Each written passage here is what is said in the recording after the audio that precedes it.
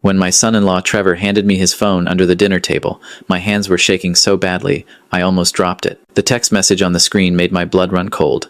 "Dad, check your retirement account. Right now. Then pretend you're having chest pains and leave. I'll explain in the car. Trust me." I looked up at him across the table, my daughter, Melissa's husband of 8 years, and he gave me the slightest nod while continuing his conversation with my son, Brandon, about the upcoming Canucks game. The normalcy of it all felt surreal. We were sitting in the dining room of my North Vancouver home on a rainy October evening in 2023, surrounded by family for what I thought was just another Sunday dinner. Brandon had invited some business associates to discuss a new real estate development project, and the house was full of laughter, and the smell of my late wife Catherine's famous pot roast recipe that I'd been trying to perfect for the past 3 years. Catherine had passed away from cancer in 2020, and these family dinners had become sacred to me. They were the only times the house felt alive again. The only times I didn't wander these halls like a ghost myself. I excused myself to the bathroom, my heart hammering against my ribs. In the privacy of the guest washroom, I pulled out my phone with trembling fingers and logged into my online banking. The Royal Bank app took forever to load, each second stretching into eternity. When the screen finally refreshed, I had to grip the edge of the sink to keep from falling. My retirement savings account, the one Catherine and I had spent 37 years building, showed a balance of $47,000. Last month, it had been $430,000. I checked the transaction history with hands that wouldn't stop shaking. Transfer after transfer, all authorized from my account, all going to an account I didn't recognize. The dates went back 6 months. Nearly $400,000, gone. Transferred in careful increments, never quite large enough to trigger an automatic bank alert, but systematic enough to drain everything I had worked my entire life to save. I splashed cold water on my face, trying to think. Brandon had convinced me to give him signing authority on my accounts last spring. "Dad, you're 68 years old," he'd said with that concerned voice that made me feel ancient and helpless. "What if something happens to you? What if you have a stroke like Uncle Raymond? Someone needs to be able to access your accounts to pay your bills, handle your affairs. I'm the executor of your will anyway. This just makes things easier." It had made sense at the time. Brandon was my only son, a successful commercial real estate developer, married with 2 beautiful kids. Melissa had married Trevor, a software engineer at Electronic Arts, and they'd just bought a house in Surrey. Both my children were doing well. Why wouldn't I trust my son with my financial security? I thought about Catherine, about how she'd always been the cautious one in our marriage. "Richard," she'd say in that gentle but firm voice of hers, "just because someone is family doesn't mean you should give them complete access to your life savings." I'd always thought she was being paranoid, overly protective. Now I realized she'd been protecting me from my own blind trust. I gripped the bathroom counter, fighting back the wave of nausea. My son, my own son, had stolen my life savings. But why was Trevor warning me? He was married to Melissa, Brandon's sister. What did he know that I didn't? I forced myself to take a deep breath and return to the dinner table. Brandon was holding court at the head of the table, my place, the place I'd sat for 43 years in this house, the place Catherine had always served my plate first. When had I let him take that seat? "Dad, there you are," Brandon said with that broad smile that had charmed teachers, girlfriends, and apparently investors throughout his life. I was just telling David and Marcus about the Lonsdale development. It's going to be the largest mixed-use project in North Van history. 12 stories, retail on the ground floor, luxury condos above. We're talking a $50 million project. The 3 men at the table, David Chen, Marcus Rodriguez, and someone else I didn't recognize, nodded appreciatively. These were Brandon's investors, I realized. This whole dinner was a business meeting disguised as a family gathering. "That's wonderful, son," I managed to say, my voice sounding hollow to my own ears. "Though I'm afraid I'm not feeling very well. I think I might need to." "Dad, sit down. Have some more wine," Brandon interrupted smoothly, already pouring from the bottle of Okanagan Cabernet I'd opened earlier. "You've barely eaten anything. You need to keep your strength up." There was something in his tone, something just a shade too insistent, that made the hair on the back of my neck stand up. Trevor caught my eye from across the table and gave an almost imperceptible shake of his head. "Not yet," his expression said. "Wait." So I sat. I smiled. I made small talk with Brandon's investors while my world crumbled around me. Melissa chatted about her nursing shifts at Vancouver General Hospital, completely oblivious to the silent terror unfolding at her father's dinner table. Trevor's 2 kids, Emma and Jack, 9 and 7 years old, played with their food and asked if they could be excused to play video games. "Actually," Trevor said, standing up and checking his watch, "we should probably get going. Emma has hockey practice early tomorrow morning, and it's already past 8. "Oh," Come on, Melissa protested. We just got here. Emma's practice isn't until 10. We have plenty of time. I told Coach Daniels we'd help set up the equipment early, Trevor said firmly, giving his wife a look I couldn't quite read. Besides, I think your dad isn't feeling well. Richard, why don't I give you a ride to the walk-in clinic? You look pale. Brandon's smile tightened, just a fraction. Dad's fine. Aren't you, Dad? Just tired. He can lie down upstairs if he needs to rest. In fact, that might be better. We have some paperwork to go over, some documents that need signatures for the Lonsdale project. Dad's actually one of our investors. I stared at my son. I am? Of course. Don't you remember? We talked about this last month. You invested $300,000 in the project. Your retirement savings were just sitting there earning nothing in that old savings account. I put them to work for you. You're going to triple your money when this development goes through. The lie was so smooth, so perfectly delivered, that for a moment I almost believed it myself. Almost convinced myself that I had agreed to this, that this was all some terrible misunderstanding. But I hadn't. I would never have invested everything Catherine and I had saved without talking to my financial advisor, without reading every page of documentation. I'd spent 40 years as an accountant with Revenue Canada. I knew better. I think, I said carefully, that Trevor's right. I should probably get checked out. I'm feeling some tightness in my chest. That got everyone's attention. Melissa was on her feet immediately, her nurse training kicking in. Dad, are you having chest pains? When did they start? Are they radiating down your arm? I'm sure it's nothing, I said, but I made my voice weak enough to be convincing. Probably just indigestion. But maybe I should get it checked, just to be safe. I'll drive you, Brandon said, standing up quickly. Too quickly. Everyone else stay. Enjoy dessert. Dad and I will just run to the Lionsgate Hospital emergency room. We'll be back in a couple of hours. I'll take him, Trevor said, his voice firm. You have your investors here. Finish your meeting. Richard, let's go. For a moment, I thought Brandon might argue. I saw something flash across his face, something cold and calculating that I'd never seen in my son's expression before. Then his professional mask slipped back into place. Of course, he said smoothly. Take care of him, Trevor. Dad, I'll call you later to check in. Trevor had me out the door before anyone could say anything else. Melissa was gathering the kids, calling out something about meeting us at the hospital, but Trevor was already pulling out of the driveway in his Tesla, the rain hammering against the windshield. We drove in silence for 3 blocks. Then Trevor pulled into the parking lot of the Lonsdale Quay and turned off the ignition. What you saw in your bank account, he said without preamble. That's not even half of it. I turned to look at my son-in-law. Trevor was 35, quiet and methodical, the kind of person who thought through every word before speaking. He and Melissa had met at UBC, and I'd always liked him, though I'd never felt like I really knew him. He kept to himself, spent most family gatherings listening rather than talking. Now he pulled out his laptop from the back seat and opened it, his fingers flying across the keyboard. I work in cybersecurity, he said. Part of my job is identifying fraud patterns, unusual digital behavior. About 3 months ago, I noticed something odd. Melissa mentioned that Brandon had asked her to witness some documents, transfer papers for your investment accounts. She thought it was routine estate planning, but the timing seemed off to me. Why would Brandon suddenly need to move all your assets around? He turned the laptop toward me. On the screen was a spreadsheet, meticulously detailed, showing every transaction from my accounts over the past 6 months. He's been siphoning money since April, Trevor said. Small amounts at first, then larger chunks. The Lonsdale development project? It's real, but it's failing. Brandon took deposits from investors, used the money to pay off debts from his last failed project in Richmond. That one collapsed because he'd used investor funds as personal loans. He's been running a Ponzi scheme for at least 3 years. I stared at the numbers on the screen, my brain refusing to process what I was seeing. How do you know all this? Because I started digging, Trevor said quietly. I hacked into his company's financial records. I know that's illegal, and I know it means this evidence probably can't be used in court. But I had to know what I was dealing with before I said anything to you or Melissa.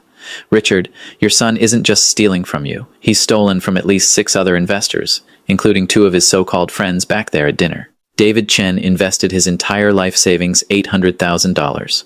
Marcus Rodriguez took out a second mortgage on his house to invest $500,000. Dear God, I whispered. It gets worse, Trevor continued, his voice grim. I found these in Brandon's digital files. He pulled up a document, and my vision went blurry with rage and disbelief.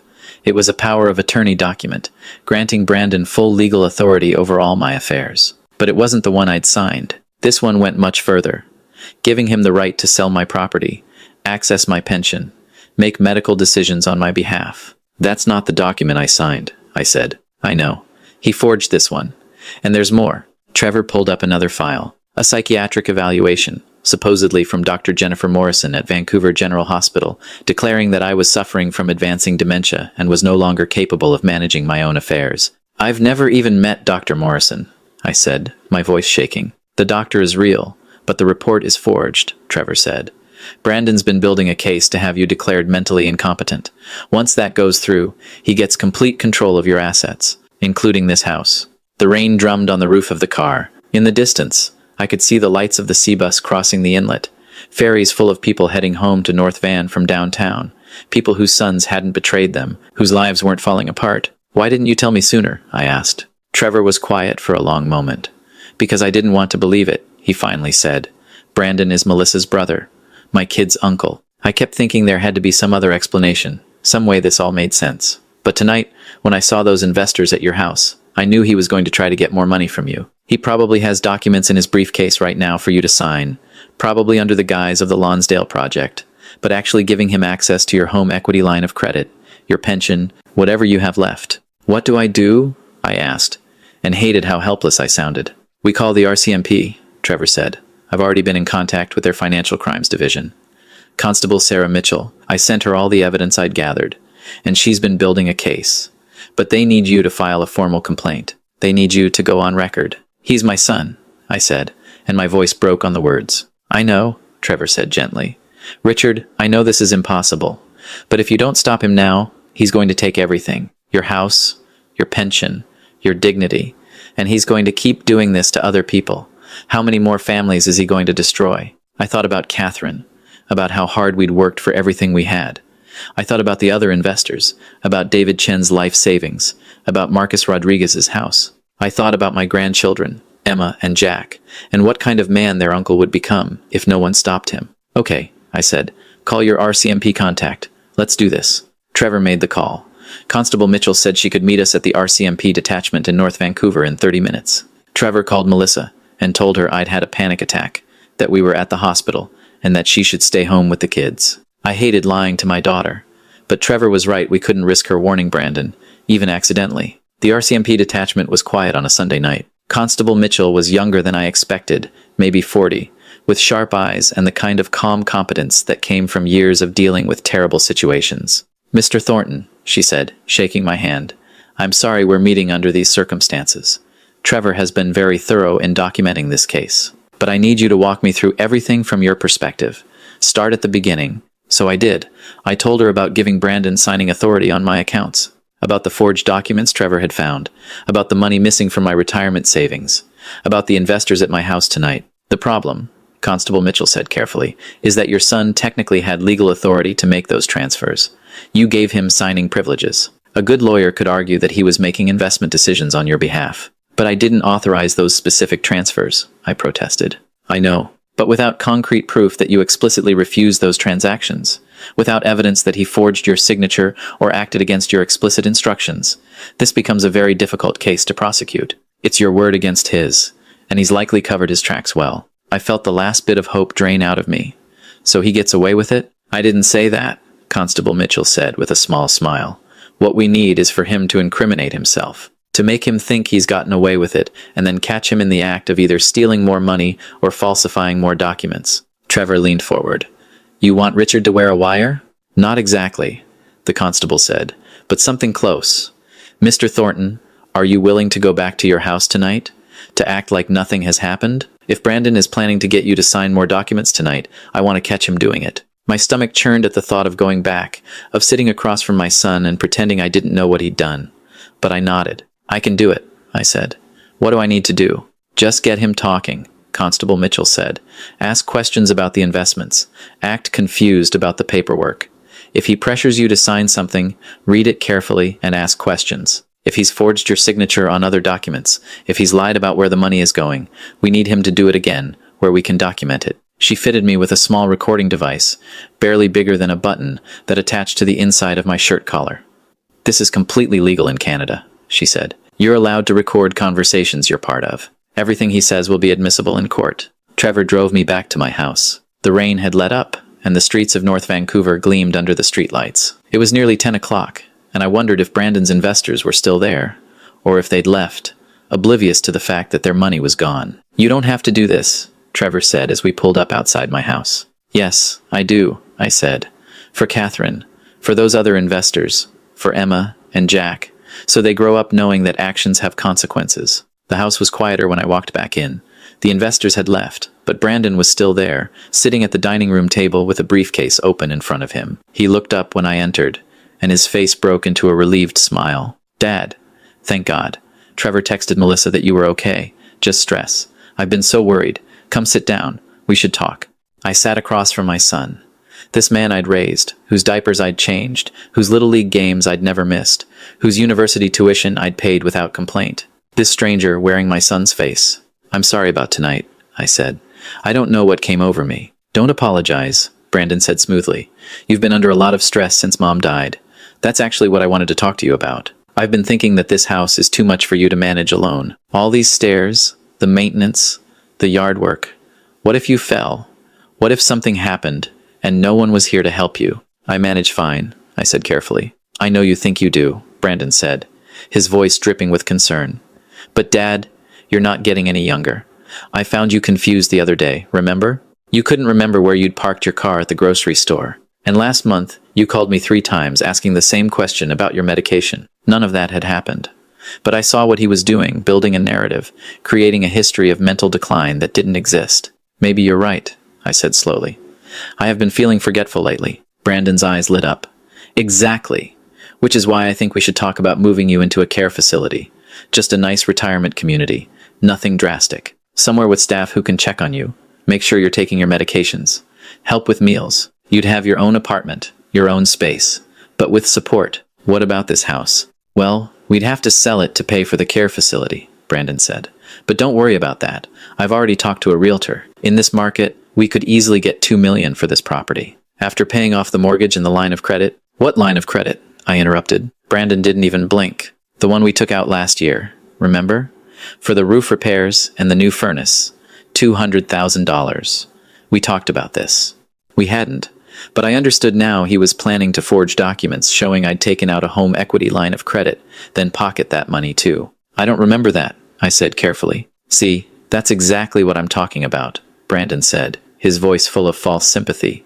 "These memory gaps are getting worse, which is why I need you to sign some papers tonight. Just protective measures, legal documents, to make sure I can take care of you properly." He pulled out a stack of documents from his briefcase and slid them across the table. "What are these?" I asked, picking up the first one. "Just standard estate planning stuff," Brandon said. "Power of attorney updates, healthcare directives, property transfer authorizations. Sign here, here, and here." I've marked all the spots with sticky tabs. I forced myself to read the first document slowly. It was a general power of attorney, granting Brandon complete control over all my financial and legal affairs, effective immediately. The second was a property transfer agreement, signing my house over to Brandon for estate planning purposes. The third was a living will, naming Brandon as my healthcare proxy with the authority to make all medical decisions, including end-of-life care. If I signed these documents, I would have nothing. No money, no home, no control over my own life or death. "Brandon," I said slowly, "I want to understand something. Where exactly is my retirement money right now?" "In the Lonsdale development, like I told you," he said impatiently. "Dad, we've been over this. You're going to make a fortune when the project completes." How much did I invest? $300,000, like we discussed. "And when will I see returns on that investment?" 18 months, maybe 2 years. These things take time. Now come on, Dad, sign the papers. I have an early meeting tomorrow. "What if I want to withdraw my investment?" I asked. "What if I need that money now?" Brandon's smile tightened. "You can't. It's tied up in the project. That's how investments work." "But it's my money," I said. "Shouldn't I be able to access my own money?" "Dad, you're not thinking clearly," Brandon said, his tone shifting from sympathetic to irritated. "This is exactly why we need to get these papers signed. You're not capable of making these kinds of financial decisions anymore. Trust me, I'm doing this for your own good." "My own good?" I repeated. "Or yours?" Brandon went very still. "What's that supposed to mean?" "It means I checked my bank account tonight," I said, and I couldn't keep the tremor out of my voice. "It means I saw that my retirement savings are gone. All of it. Not $300,000 invested in some development project, but $383,000 transferred out in increments over the past 6 months. It means I know there is no investment, Brandon. There never was. My son stared at me for a long moment. Then his expression changed, hardened into something I'd never seen before. Something cold. Who told you that? He asked quietly. Trevor? Does it matter? That smug son of a Brandon stopped himself, took a breath. Dad, listen to me. Trevor doesn't understand business. Those transfers were legitimate investment transactions. Yes, I moved money around, but it was all for the project. Sometimes you have to shift funds between accounts, pay contractors, secure permits. It's all legal. It's all documented. Then show me the documentation, I said. I don't have to show you anything, Brandon snapped. I have signing authority on your accounts. Every transaction I made was within my legal rights. If you have a problem with that, you shouldn't have given me access in the first place. You're right, I said quietly. I shouldn't have trusted you. Brandon laughed, but there was no humor in it. Trust? You want to talk about trust? Dad, I've been carrying this family financially for years. Who do you think paid for Mom's cancer treatments when your insurance maxed out? Who do you think has been covering the property taxes on this house? You think your government pension and retirement savings were enough? I've put hundreds of thousands of dollars into keeping you comfortable. And now you're going to accuse me of stealing? I never asked you to pay for any of that, I said. No, you just accepted it gratefully and never asked questions, Brandon shot back. You were happy enough to let me handle everything when it was convenient. But now that I need something from you, now that I need you to be a team player and help with this investment project, suddenly you don't trust me? There is no investment project, I said. Is there, Brandon? You've been stealing from your investors. David Chen, Marcus Rodriguez, probably others. You're running a Ponzi scheme, using new investor money to pay off old debts. And now you're trying to steal my house, too. Brandon stood up abruptly, his chair scraping against the hardwood floor. You don't know what you're talking about. You're a confused old man who can't even remember where he parked his car. No one is going to believe you. The RCMP will, I said. Brandon froze. What? I've already filed a complaint, I said. And I stood up too, facing my son. They know everything. The forged documents, the fake psychiatric evaluation, the money you stole. They have records of every transaction. It's over, Brandon. For a moment, my son just stared at me. Then he moved fast, crossing around the table, and I genuinely couldn't tell if he was going to hit me or just try to intimidate me into backing down. He didn't get the chance to do either. The front door burst open, and Constable Mitchell came through with 2 other officers behind her. Brandon Thornton, we have a warrant for your arrest. Put your hands where we can see them. Brandon spun around, his face going white. What? This is insane. Dad, tell them this is a misunderstanding. But I didn't say anything. I just stood there, my legs shaking, while the police officers read my son his rights and snapped handcuffs around his wrists. Richard Thornton, theft over $5,000, fraud over $5,000, forgery, and attempted fraud, Constable Mitchell said. You have the right to retain and instruct counsel without delay. Brandon was shouting now, about lawyers, about wrongful arrest, about how I'd regret this. But his voice seemed to come from very far away. I sank back into my chair and put my head in my hands. Trevor appeared beside me, his hand on my shoulder. You did the right thing, he said quietly. I just had my own son arrested, I whispered. You stopped a criminal from victimizing more people, Trevor corrected gently. There's a difference. Melissa arrived 20 minutes later, after the police had taken Brandon away. She stood in the doorway of my dining room, her face pale, mascara running from tears. Dad, what happened? The police just arrested Brandon. They won't tell me anything. What's going on? I looked at my daughter, this beautiful woman who'd inherited her mother's compassion and strength, and I didn't know how to tell her that her brother was a thief, that the man she'd looked up to her entire life had been stealing from his own father. Trevor did it for me. Quietly, methodically, he explained everything to Melissa while I sat there, feeling like my heart had been ripped out of my chest. I watched my daughter's face as she processed what her husband was telling her, the disbelief, the denial, the horror, and finally, the devastation. No, she kept saying. No, Brandon wouldn't. He couldn't. There has to be some mistake, but there wasn't. Over the next few weeks, as the RCMP investigation continued, the full extent of Brandon's crimes came to light. He'd stolen nearly $2 million from various investors over 3 years. He'd forged documents, created fake companies, falsified financial statements. The Lonsdale development project was real, but it had collapsed months ago when contractors realized they weren't getting paid. Brandon had been using new investor money to pay off old investors, Classic Ponzi scheme tactics. While funneling hundreds of thousands to cover his own lifestyle, the luxury car lease, the private school tuition for his kids, the mortgage on his $1 million house in West Vancouver, David Chen had lost everything. Marcus Rodriguez was facing foreclosure. 2 other investors had taken out personal loans based on Brandon's promised returns and were now drowning in debt. The trial took 18 months. Brandon pleaded not guilty, claimed he'd made honest business mistakes, insisted he'd intended to pay everyone back once the development project got new financing. His lawyer painted me as a confused elderly man who'd forgotten giving his son permission to invest his savings. But Trevor's digital evidence was damning. The forged documents, the fake psychiatric evaluation, the systematic transfers that followed patterns of financial abuse, and the recording from that night, Brandon's own words admitting to moving money around, refusing to show documentation, pressuring me to sign away my house. In March of 2025, my son was convicted on multiple counts of fraud and theft. The judge sentenced him to 8 years in federal prison. I didn't attend the sentencing.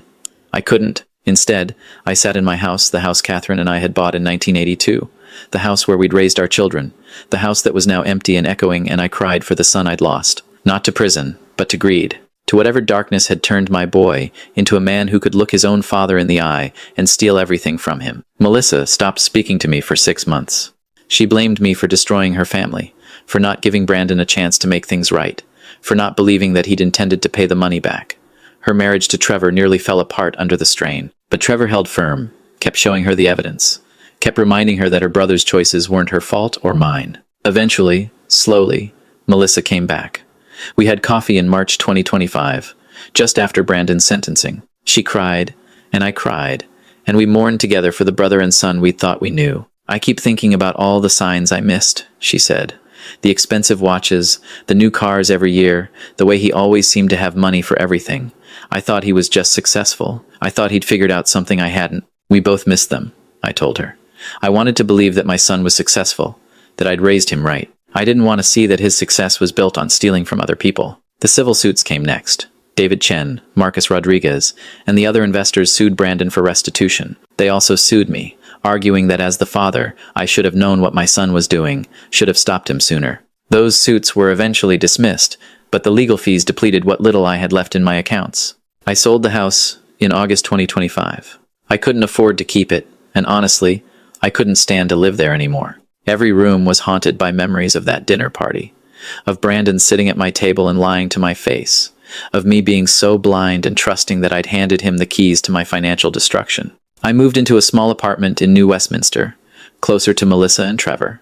I got a part-time job at a tax preparation office during filing season, helping other seniors navigate their returns. The income wasn't much, but it helped supplement my pension and gave me something to do besides sit alone and replay every conversation I'd ever had with Brandon, looking for the moment where I could have stopped this. Trevor helped me establish new bank accounts with fraud monitoring, set up alerts for any unusual transactions, taught me how to protect my digital identity. We never talked about the fact that he'd saved my life by risking his relationship with his wife and his standing in the family, but I think he knew how grateful I was. In October 2025, exactly 2 years after that dinner party, I started volunteering with the Canadian Association of Retired Persons, speaking to seniors about financial abuse within families. I told my story to church groups, community centers, retirement homes. I showed them the warning signs I'd missed, the requests for signing authority, the forged documents, the gaslighting about memory problems. Family financial abuse is real, I would tell them. It happens to smart people, educated people, people who think they're too careful to be victims. I was an accountant for 40 years. I knew how to spot fraud, but I couldn't see it when it was coming from my own son. I told them about the statistics I'd learned. According to the RCMP, financial abuse of elderly Canadians costs victims more than $850 million annually. Often the perpetrator is a family member. Often it goes unreported because victims are ashamed or because they don't want to get their children or grandchildren in trouble. Don't make the decisions I made, I would say. Don't give anyone, even family, complete control over your finances. Keep separate accounts. Review your statements regularly. Ask questions. Demand documentation.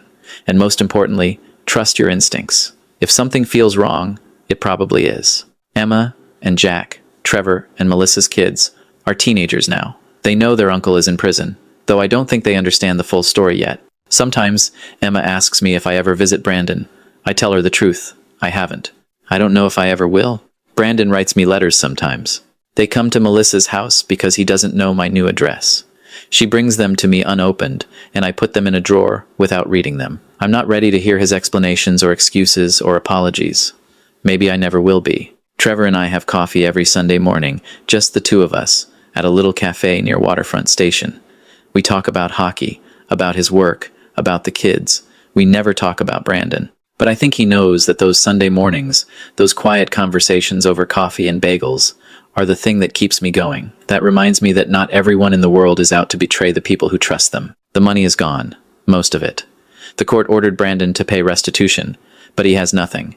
His assets were seized to pay back victims, but there wasn't enough to cover everyone's losses. I got back about $80,000, roughly 20% of what was stolen. David Chen got even less. Marcus Rodriguez lost his house. But I still have my apartment, my part-time job, my pension.